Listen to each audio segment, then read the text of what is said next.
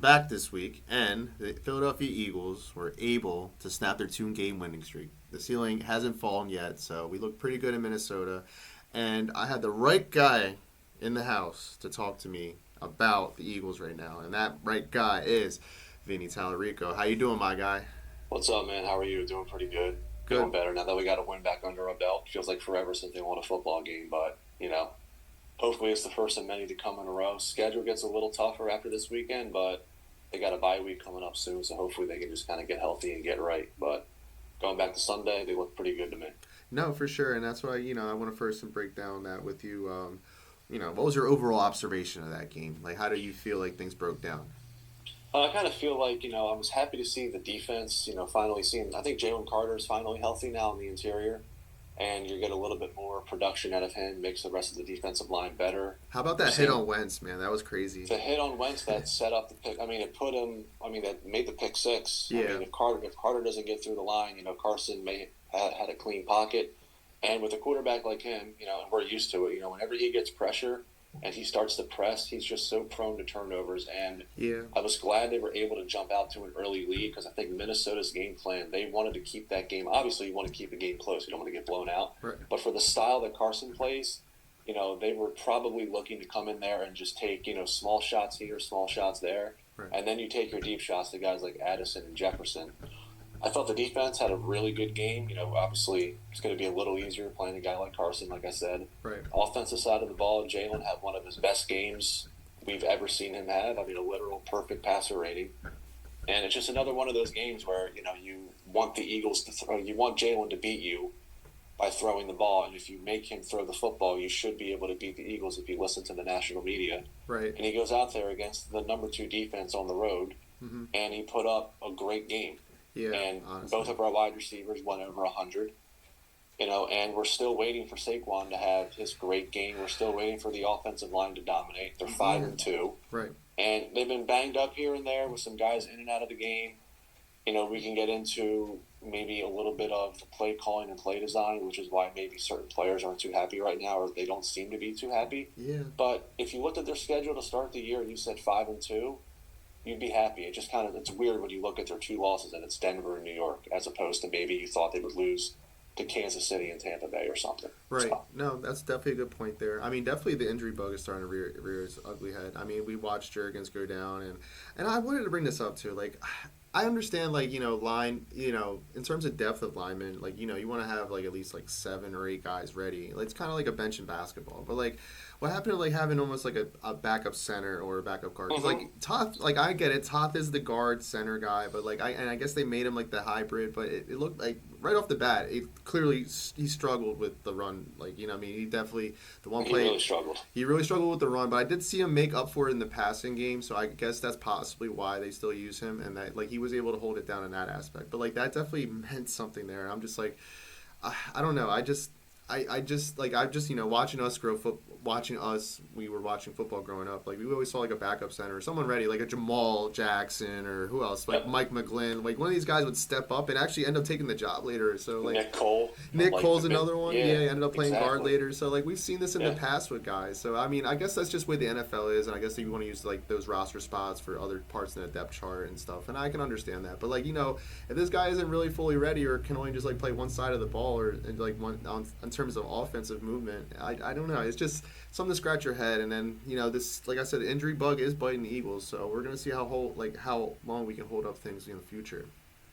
Yeah, and then real quick too, I know they probably won't do it, but I mean, if Cam's going to be out for a while, I mean, I don't know how significant his injury is, but if he can come back after the bye, and I think their first game back after the bye is the Packers, if I'm not mistaken. Yeah.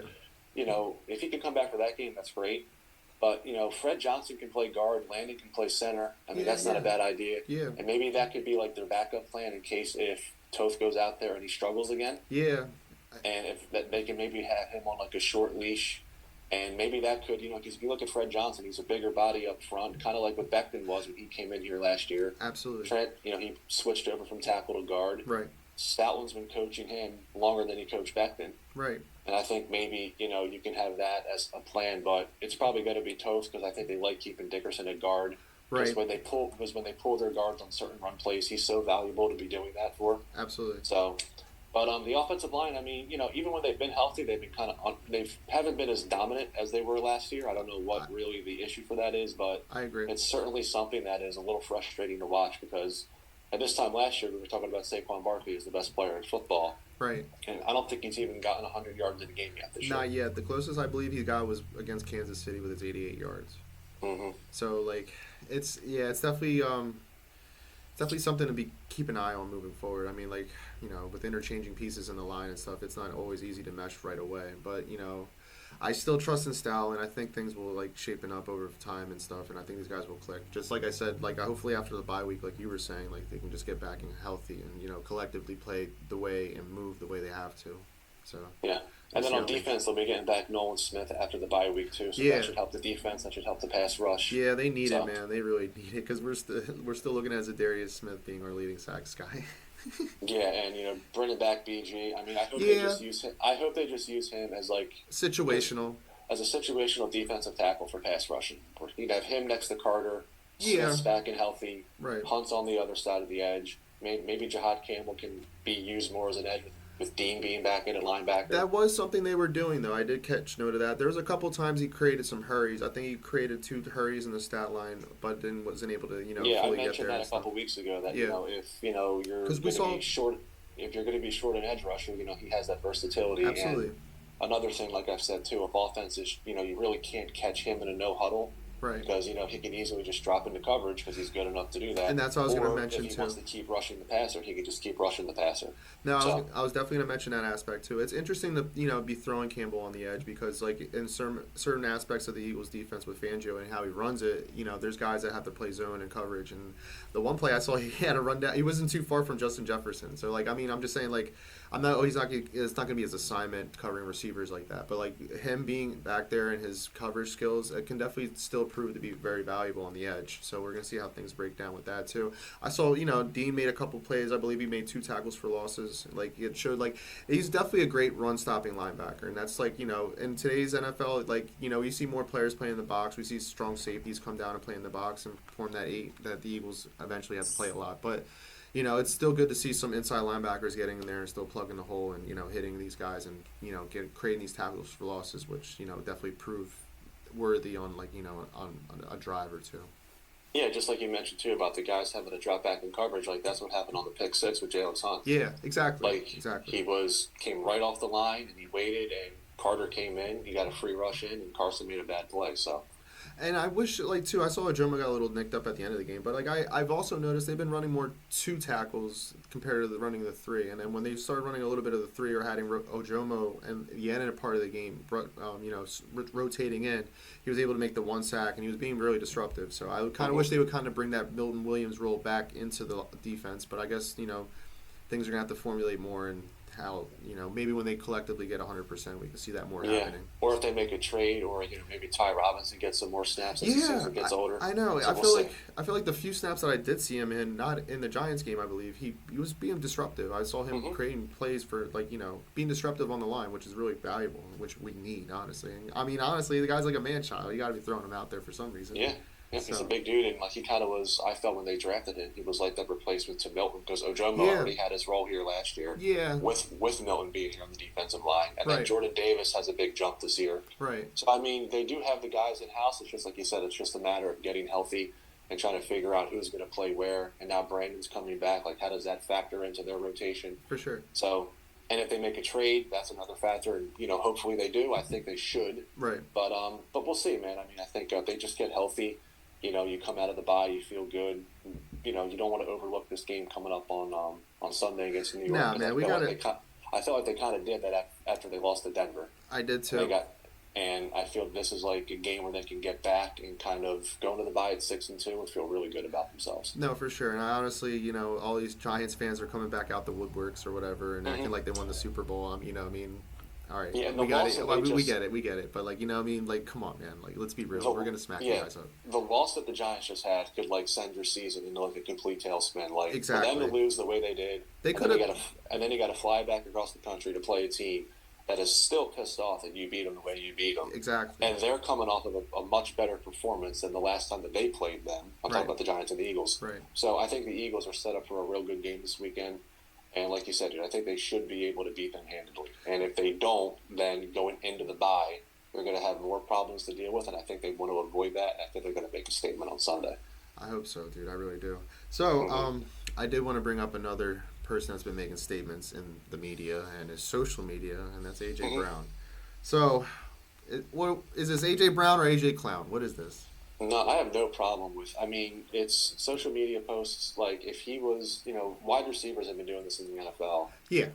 But now it's so much more amplified because of how everything is so easily accessed on social media. Right. And when you're in Philadelphia, the media is going to eat everything up. Like the post he made yesterday, where he just had the quote "using me but not using me." I was listening to a flagship station for sports radio in Philly this morning. Yeah. And it's like the only thing they talked about. I'm just like, well, the reason why, it got so bad to the point 2 years ago where he had to call into the show to try to defend himself. I know. And, they try to compare him to T.O. and how T.O. was disruptive here. On the field, I think T.O. is probably the best receiver the team's ever had. No, AJ's probably number 2 or 3. Yeah. Depending where you put guys like Mike Quick and Harold Carmichael. Yeah, yeah. But, T.O. was going publicly at Donovan McNabb, like personally going after him. AJ is just, putting stuff on social media. And to me, I think he has every right to be upset when you take a look at the play designs that are happening for the offense this year. Right. Kevin Patullo has the same offensive skill position players that Kellen Moore had last year. Right. The only starter on offense that you've lost is Mekhi Becton. And we just talked about the offensive line. Yes, them not being healthy, them not being dominant. If it affects the run game, in theory, it can affect the pass game. But it shouldn't affect the pass game to where you're unable to scheme your guys open. If you go and you look at ESPN, their next-gen stats, they show you the route charts of everything. Yeah. If you were to put the 2023 Eagles route charts to this year, it's identical. And if you compare it to last year, it's completely different. Where Kellen Moore is figuring out ways, or he figured out ways last year to get these guys open. Right. And it's not happening this year. And a thing that, I'll side with AJ on, too, is I believe it was the Rams game where Smith and Brown were on the sidelines, and they both looked disgruntled with the entire situation. Right. And Smith is definitely not a guy that's the one to go on social media or make anything about him. And if you see the frustration in him, and then the reporting is that Jalen kind of took over that game in the second half in terms of play calling. And NFL, with every game, they do like the sound effects when the players are mic'd up. Yeah. There was the touchdown pass that Jalen threw, and Saquon said to him, that wasn't even in our playbook this week. Oh, wow. Yeah, so, I think Jalen is more than capable of being able to call his own plays. I'm not saying they should fire Kevin Patullo and not have an offensive coordinator. Right. But, it's a little frustrating when, Jalen after the Super Bowl was asked about, hey, who could possibly be the coordinator here next year? And Elliott Shore-Parks name dropped Kevin Patullo, and Jalen said it kind of without saying it, he's never called plays before, and it's something that is a little out of his comfort zone. But he also said that's not my call, it's not my jurisdiction. Yeah. And if I was Howie Roseman and Jeffrey Lurie, I would have said, hey, listen, Jalen, let's pull you in, let's have a conversation. Who would you like to be offensive coordinator next year? Right. And exactly. Maybe they did do that. And maybe Nick just felt really comfortable with Kevin because he's been there since Nick got hired. He's always been a quality control coach here. Right. But Nick's never called plays, and neither has Kevin Patullo. And the only 2 times the Eagles had a successful offensive coordinator calling plays, the next year they left. It was Shane Steichen, and it was Kellen Moore. And the common theme of those 2 years is they went to the Super Bowl. Yeah, that's true, too. Very good point, Vinny. Very, very good point. And the year with Brian Johnson, you kind of see the same things on the sidelines with all the players and having a little animosity towards each other, and AJ taking shots here and Jalen being asked about it and kind of deflecting the question because Jalen doesn't want to open up that can of worms to the media because he's mature enough to keep things in-house. Right. And I guess the only thing I would say about AJ is, maybe you don't have to post every single one of your thoughts as a cryptic tweet on social media to maybe or maybe not take shots. But I think with the last one, he was just kind of like trolling just to get a rouse out of people. Yeah. And it certainly worked. I mean, because everybody was talking about it. It's on ESPN. It's on the local shows in Philadelphia. Jalen was asked about it today in a press conference. But like I said, he kind of just I'm not going to answer that. It's just really not my business. He wasn't talking directly to me. Right. But, I think AJ, he's one of the 3 best receivers in the NFL. Last year, he dominated, and this year, it's been kind of a struggle for him. And when you're out there, you want to be competitive, you want to help your teams win games. And, I would just like to see the Eagles kind of revert back to their offense last year. Right. And if Kevin Patullo was unable to do that from scheming the guys open and calling the plays and running things, right. The Eagles may have to make some tweaks in their coaching staff, or who gets to decide who's calling the plays and to what extent that they're doing that. I know, and like if you look at their staff right now, there's nobody with that type of experience, really. So it's unfortunately not, which is why we talked about it in the offseason, like who could replace Kellen Moore. I thought Frank Reich would have been perfect. I know, but again, I don't know when he got the job at Stanford. I don't right. know I don't know if he was available when the Eagles were going out and trying to find their coordinators. Right. Maybe if Mike McDaniel gets fired, they can bring him in as some sort of kind of like an assistant. Yeah, like an overseer. But again, an advisor. If he comes in as let's just say hypothetically, he comes in as a coordinator or some sort of an assistant and does well. Since he's, pretty much flamed out as head coach in Miami, I don't think he would be a candidate for a head coaching job next year. No, for sure. Unless the team got really desperate, or if the wheels fall off, maybe, crazy scenario, even though I don't think he'll be allowed back in the NFL, or teams are going to be reluctant to hire him. Maybe John Gruden could come in here next year as a coach, and maybe he can bring in his own. And that's just like if the Eagles, they fail to meet expectations in the playoffs, and between now and when they get eliminated in the playoffs, so let's say they don't go back to the Super Bowl and the offense looks stagnant, the play calling's bad, maybe Howie and Larry just say, listen, if we get a veteran head coach in here that's been around the league for, Gruden's been in and out of the NFL since probably the late 90s, started here in Philly as a coordinator, right. And he can bring in his own staff, and he's also the kind of head coach that can deal with some of the, when he coached the Buccaneers in 2002, he had guys like Warren Sapp and Keyshawn Johnson. Right. In Oakland, he tried his best to contain with Antonio Brown, but I think that situation was kind of out of his hands. We saw that breakdown on Hard Knocks, yeah. Yeah, and it seemed like he really wanted him to be there. Like he was really trying to reason with AB, kind of bring him down. Yeah, and I just think it was kind of like an ownership thing. They kind of overruled Gruden on that. Yeah. And he wasn't a bad coach in his second stint in Oakland. They were starting to win games. They were kind of starting to turn a little bit of a corner considering where they had been since he left, which is the worst team in football. Mm-hmm. Yeah. And, I think, I don't think he's going to be a head coach in the NFL again, given his past as to what happened, as to why he got fired in Oakland. Yeah. But, if you look at the Eagles, they have given players, they took Mike Vick, they took a chance on him. Yeah, and as an organization, they'll take a chance. And I believe, Ray Rhodes, I think that intertwines to where Jeffrey Lurie was there, right? I guess there's definitely some familiarity between the two, especially but that's years what I'm talking about. Again, the only way that we get there is if this season goes off the rails and it's not a good end of the year. I would much rather see them go back to the Super Bowl and Nick stays on. Yeah. But obviously, because I like Nick Sirianni as a players coach, but I think they really do need to figure out a way to have an offensive mind in there. To have a really good offensive coordinator around him that not only is going to be there, but he's not going to leave after a year. No, I agree. And then you go back to what you just did in 2023 and what you're currently going through with what we got now with KP. No, for sure. Actually, one candidate I wouldn't think would be a bad idea. Given if their season keeps, falling the way it does, I wouldn't mind Brian Daboll, honestly. Him and Jalen are pretty chummy with each other. They understand each other. They have chemistry back with each other back in Alabama and stuff. So, I think Daboll. I think he's safe for the rest of this year. Yeah. Just yeah. Because now that he's got Dart playing. He doesn't have neighbors out there. I know that's really not a huge excuse that you don't have a wife. But, if he goes out there for the rest of the year, and let's say that Dart just continues to look solid. Yeah, he might be his guy. Solid. He'll be, I think, right now, I have to say. They could weather that ship.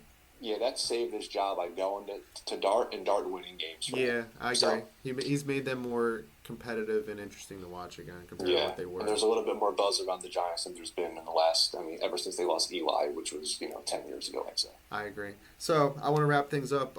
So we were mentioning the bye week. What do you health is definitely the most important thing. But for sure. What do you think, moving forward with the Eagles after the bye, given their schedule? They got to play more teams in the North, like the Packers, the Lions. They still got to face still got a tough schedule up ahead. It's what do you think about them moving forward after the bye?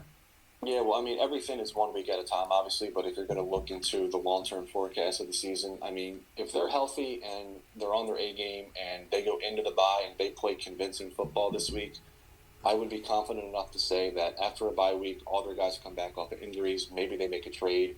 They can compete with any team in the NFL. Right. And I think all of it just comes down to needing to find that identity on offense. Maybe this is the week where you do that again, whether you want to determine if you want to be a pass-happy team. I would kind of revert to using Saquon in the way that Andy used to use Brian Westbrook. Okay.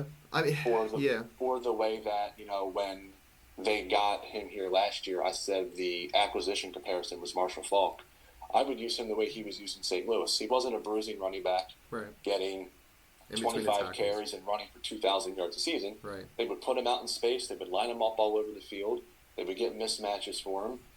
And, I think if he could be used like that and his impact can be felt in the passing game as well as it is in the running game, and you have a balance, and then maybe your power runner is A.J. Dillon.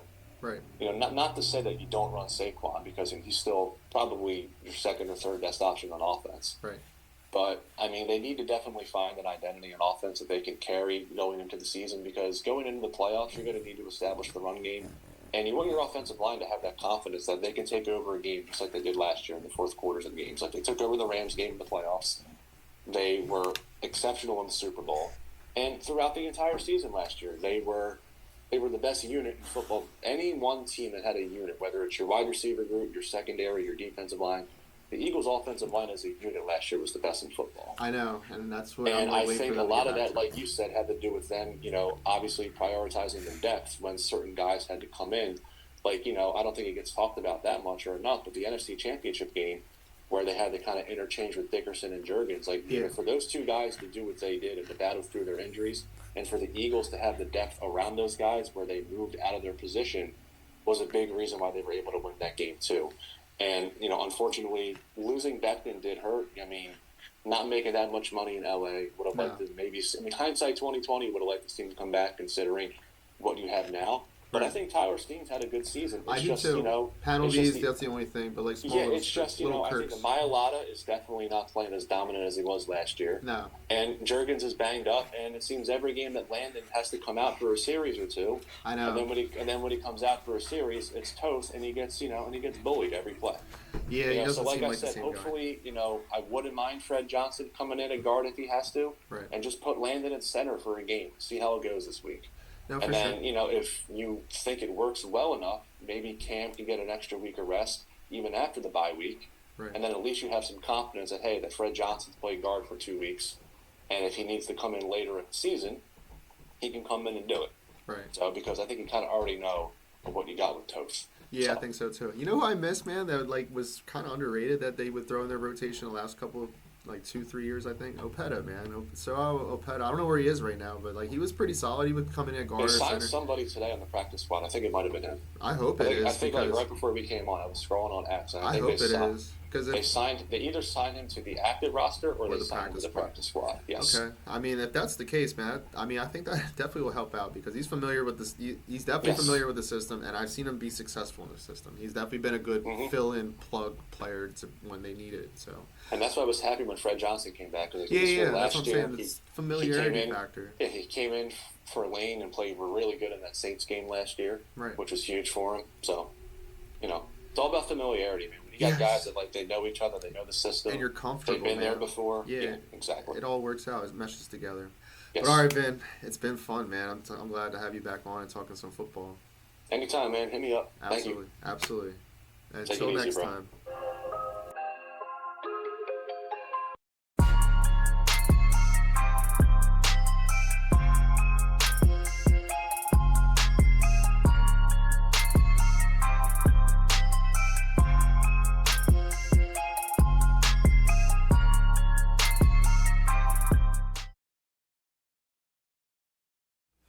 So, the NBA is back. Yes, what a feeling. And honestly, I actually have to give the NBA some credit just because they're doing some alterations of who they're networking with. And this ESPN hookup, the NBC hookup, I think things are meshing in really good. I love seeing NBA tip-off on ESPN. It's actually been really cool. It's like nothing's ever changed. They kept the studio and everything's been really good. And it just makes me smile because the NBA is back. And I'm really happy about it. But with the NBA being back, I had to bring in my good friend Joe Valo in the house. Yes, how you doing, my friend? I'm doing good, man. We got a good win tonight.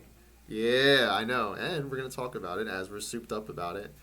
But, yes, things did go down tonight in Boston. But, without them being with Jason Tatum and their new look team a little bit, moving some pieces around, having Pritchard be their new point guard, having Jaylen Brown, still do his things over on the wing. But no center. They got rid of Kristaps Porzingis. And we have a different type of team, sort of, still core intact with Joel and Maxey and some other pieces. But we had a big, pleasant surprise tonight, Joe. And I wasn't expecting VJ to do all this, honestly. And what I saw what I saw tonight, it gave me like Spidey type vibes. It gave me D Wade rookie year type vibe shit. Like he was just on fire. And plus, hitting the open three and doing what he had to do, even getting strips and stuff. Like this kid's got it, bro. I'm really excited about him. But how do you feel about the Sixers right now, Joe, after this win tonight? And what do you think their chances could be, in this open, wide Eastern Conference?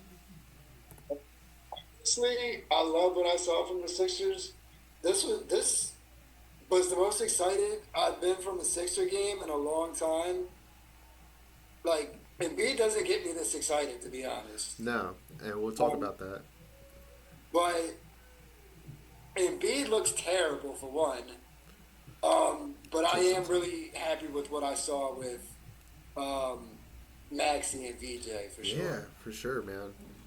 I mean, even we threw in a new piece. They started the guy Dominic Barlow tonight. Never heard of him, but honestly, he played pretty strong at the four. Matched in well with them. I mean, just saying role players doing stuff. Oubre doing running out with them. But I mean, these two literally led us this game, and from VJ in the first quarter just putting up 14, and then Maxey in the second quarter putting up what he put up, and then us having a little hiccup in the third quarter, but recovered smoothly in the fourth quarter, and then VJ kind of helped lead things, including Maxey too, just getting buckets, bro, and it was really good to watch. That's what I'm saying. What I didn't like tonight is Embiid. It seemed like Embiid messed up the flow of the offense. Yeah. At the beginning of the game, when Embiid was there, the Celtics had no bigs. No, that's what I'm saying. This game, Exactly. So, as Nick Nurse, obviously you're going to go to Embiid to start off the game, try to get him some points, get him involved. Right. That didn't really go too well. So, in the second quarter, when the Sixers went on a run and BJ and Maxey started going off, he wasn't on the court. And then when they put Embiid back in after the third quarter, that's when he was. They went back to him. They were trying to get him going because the Celtics have no bigs. I know. Then that messed up the flow of the offense because now VJ and Maxey weren't really getting involved. The Celtics went on a big run. Now the Sixers went from up 7 to down 10. I know. It was a swing. They take Embiid out. And they go on a run again. Maxey starts doing his thing. VJ starts doing his thing. And they get it down to 4. I think the Celtics went on a little run again. Yeah. They didn't put the beat back in. No. Which is saying something. I know, it did. They got it to 4, and they didn't put a beat back in, and they ended up closing out the game. I mean, I wish VJ would have hit those 2 free throws at the end. I know. Should made me miss. But that was... He had a better debut than Allen Iverson, and he's younger. I know. It says a lot, dude. It really does. He's doing some Will Chamberlain type numbers for us. It was really crazy. I'm just I just didn't expect this, bro. Honestly, and even on draft night, we talked about it on the show before. Just is this really the pick? And then we started looking in and starting to see what he started to bring to the table. And now what we see now is just it's really great to watch. I'm really excited and to see how he can run with Maxey. Their speed is Maxey can do. They can hit gears that no one else can really get to, and then it's gonna take some time for them to mesh with each other on the court. But it's really a lot. Tonight showed a lot, and especially since the Celtics, we know that they're missing Jason Tatum, and their team's a little different right now, but they're still a really fucking good team. Missing a big or not, they're still a really good team. So I'm really excited. Nick Nurse was able to pull the right strings and then fuck it up for us and put the guys in the right position. So tonight was a good win. I'm really excited to see that, and I'm really pumped to see them moving forward this season. But so back to Joel though, Joe. You see him when we were watching this game, we kind of saw like the third quarter breakdown, like you were kind of saying, like when we were talking about it, like just like they seemed off rhythm. They like it just like seemed things were going too slow for them, and that's what was getting the Celtics back in the game, and they were able to get back in the game and take the lead. But like, where do you see like? Do you think it's gonna take some more time for Joel to mesh in right now because of his past, or? I honestly think it's the first game, so I don't want to say get rid of him. Yeah. This game, if it goes anything like this game, I think there was a play. They gave it to Embiid, and they let him isolate. He ends up taking a horrible shot in the post, and then Jaylen Brown went on a fast break and got an and one on Embiid. The bigs today, you shouldn't be getting an and one. Like if that's Wemby or Giannis or AD, Right. you're not getting an and one in transition on them. Right. More than likely. But Embiid's so lazy and slow right now. I know he's just out of shape. It doesn't really fit the flow of the offense. No. PG I can see fitting in because he can be a professional scorer. Right. Maxey is becoming that. I texted you today and I said Maxey is a better version of Donovan Mitchell. Right. He's really coming into his own. He's a professional scorer now. But VJ's still a little raw. So I think PG can come in and, get you that bucket. I think PG can come in and average 19, 20 easily and have a role. Now, Embiid, I feel like with this flow, you're forcing them to give it to him. Right. You're making it play a way they don't want to play. Right. Right. Unless he's just a pick and roll guy. But he's not really a great pick and roll guy. No, he's not. We've seen that in the past. He's I won't say he's not because him and James Harden were unstoppable. But yeah, that was different. But like now, And yeah, I don't think he wants to just run pick and rolls all game without getting fed ISOs. I don't think he'll stay in the flow of the game doing that. right, right, But I feel like that's what Maxey and Edgecombe need is run pick and roll. This year, on paper, we should win the East. I know. Like that's what I'm really saying, and that's why everything is wide open. Like I mean, if you really like look down at teams, like you look at the Cavs and Knicks. Indiana's still missing Halliburton. They lost Miles Turner too. The Bucks are still around. I mean, Atlanta caught Porzingis now, and I don't know. They got a young team, so it's going to be interesting. The Magic could come back and do something. Like it's going to be interesting to see how the East is. But for the most part, Joe, if we're healthy, like I can see us competing in the East like really hard. Like it's just a matter of us really competing and really like being healthy and just being our best version of ourselves. Because like if we really are our best versions of ourselves, I don't think there's really much teams that can really give us much of a hard time in the East, including the I Knicks. honestly don't know if Embiid's going to be a good version of himself this year. That's the thing, and that's going to be the true wild card of things here. So we're going to have to see how that one really kind of breaks down. But if he doesn't, I love what I see from VJ. I've never been so excited. I haven't been this excited since Allen Iverson with the Sixers. That's saying a lot. Because I never really get excited watching Joel Embiid. Nah. It's boring. But no, but like there's definitely a lot of flash and glamour when it comes to BJ Yes. You know what I mean? And it's really crazy to say because he's really just he learned the game so like later on in his development of growing and stuff, and just like now what you really can see him tapping in his potential and him being so young, but. Those years at Baylor showed helped him progress to where he is, and now he's really like real serious Rookie of the Year candidate, and it's gonna. I don't like the way they didn't really let him play his game. I didn't see any. They didn't let him score. No, I mean what he did. I mean his scoring was more from his shooting. Like he was just open and hit the shot. Like that was really big too. Throughout the flow of the game, like hustle points and shit like that. Yeah, that's what I'm saying. Like he really is on top of people. His defensive prowess is definitely gonna be a problem for many teams and stuff. So. And, he just, he's almost playing the way that Bronny James wishes he could play. That's really what it is. That's what I see. You never get the same conversation in DJ. No. I mean, that's not even It comparable. reminds me of Therese Maxey and Anthony Edwards put together. Yeah, that's what I'm saying. He's special talent. You see some, real special things coming out of him. And One thing I do want to say is I think I want them to get to a point. Because VJ, I said Anthony Edwards and Therese Maxey, but he's got that pace that he's under control. Mm-hmm. And I think he's got more natural playmaking than Maxey, and I feel like eventually he could run more of the point guard Right. and free Maxey up to score and put him at the two. No, I agree. Like that definitely can open things up on that offensive side of things for sure. Like I don't know. It's gonna be a puzzle, and then there's gonna be ins and outs. I mean, like we said, we're still waiting on PG and McCain to come back in. So, and they got Watford playing the four. That can be an interchangeable part. Soak up some minutes for the team. It's just they're gonna have to use everybody on this team. But if they all play together and play good basketball and find some way to get Joel incorporated, I just hate to think of the idea of just Joel becoming a perimeter player, like at his size and stuff, just because of the way they've been moving the ball around and stuff. He's just gonna have to get in shape, man, and really just keep up the pace, honestly, because I don't want to see us get out of rhythm like we did. And that happened last year, too, when he was in and out of the court. So, like, it kind of seems like it's a reoccurring theme, and especially, like, with him, I guess, we don't expect him to grab all these rebounds either because he's not really the best, rebounder. So, He doesn't.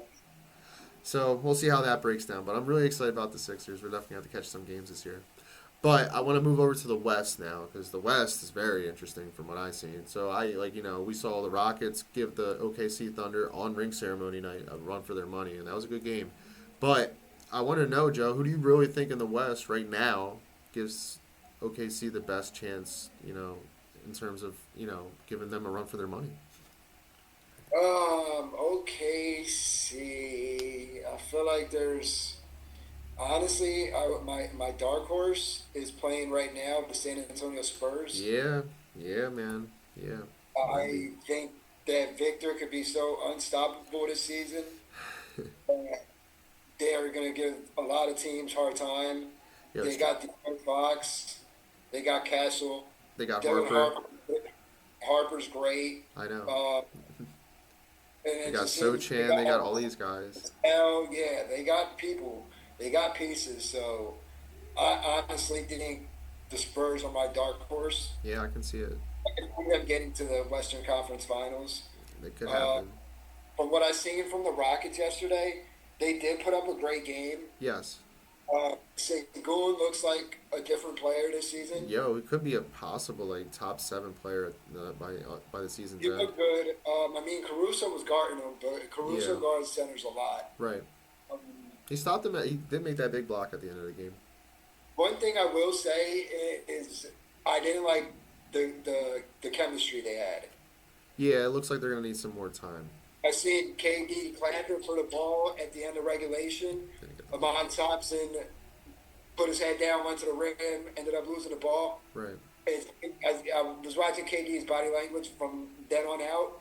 His body language wasn't that great. Yeah. When he was calling for the ball, he wasn't getting it.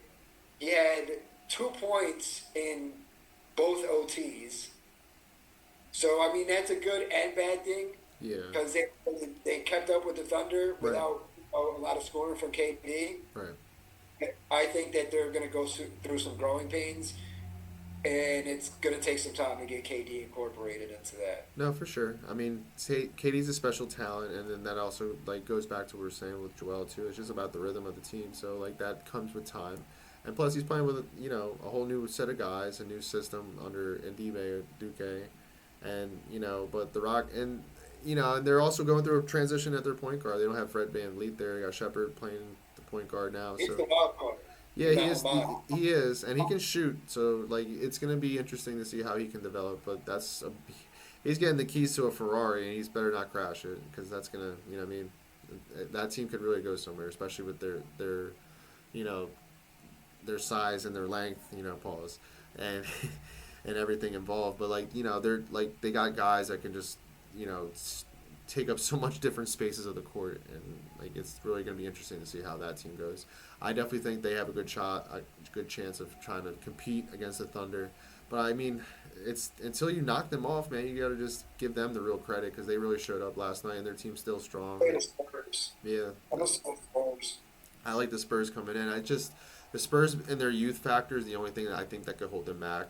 But in terms of them, if they want it, they can definitely grab it and take it and run with it, and definitely give the Thunder a run for their money. As the Thunder, we were looking at them being the young team. Now, since they matured and won a championship, we're going to see who else could be a young team moving forward and, give them a run. Seems like all the teams are young besides the Clippers. Yeah, I agree. And the Clippers are just always going to. The Clippers are just going to be designed like that just because they have Kawhi. And honestly, I feel like they're going to be really good this year because of Kawhi. I feel like Kawhi's healthy this year. Yeah.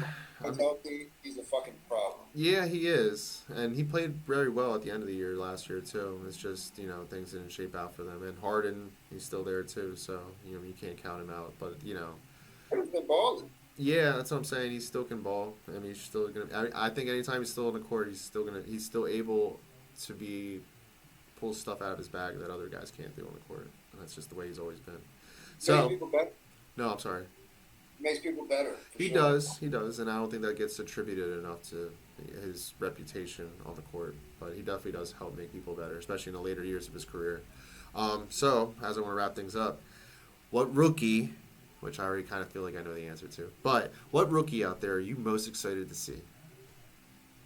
Well, before today, if you ask me, I'll still say it. I feel like if you had to bet on Rookie of the Year, you got to go with Ace Bailey because they don't have a lot over there. So he's got an opportunity to get a lot of stats and get a lot of points. Right. But after watching today, yeah, I was thinking VJ would be the third, fourth option. It doesn't seem like he's going to be a third, fourth option. No, he's really become like he's going to show he's going to be the second guy. Honestly, I think today it clearly shows he is better than Quentin Grimes. Oh yeah. Even from pure hustle, he's a better asset to the team. He locks up. Quentin Grimes locks up too, but yeah. VJ is just more athletic and good things happen when he's on the floor from him hustling. Yeah. So the Cooper Flag, I would say, but I mean he's got 0 points at halftime in the game. That's interesting too because I almost feel like Jason Kidd's putting him in a bad position because he's putting him in a spot where he's never played point guard before. I mean, I saw Chuck raving about it all over on TV, but I mean, it's kind of true though. Like, he's not a true point guard in the sense of the terms. And yes, I guess it's also like a way to protect him and like kind of feel out the court and sense things out for when they do transition him and Kyrie comes back on the court. But I mean, I think it's a lot for him to be the point guard right now. I mean, I think that's why they got D'Angelo Russell there. So I mean, just like be like a bridge until Kyrie gets there, and then maybe D'Angelo Russell can do stuff off the bench for them. So it's going to be interesting to see. I mean, I know Cooper Flag in the first half of this game against the Spurs didn't put up any points, so it's going to be a learning process for him. But I think because Stephen Cassell's been in his jersey. And he hasn't been able to get the opportunity to score because he's so worried about bringing the ball up. Right. I know. And it's kind of like when they put Jaylen Brown on Luka in the finals. I know. It just... He can't do much. No, you can't. And, it's going to show, especially when you're, facing someone that can really put their hand in your face. And, it just makes it hard for you to put the ball in the bucket. So, it's going to be interesting. But I'm really excited the NBA's back, Joe. I know you are, too. Most excited I've been since Allen Iverson's been here.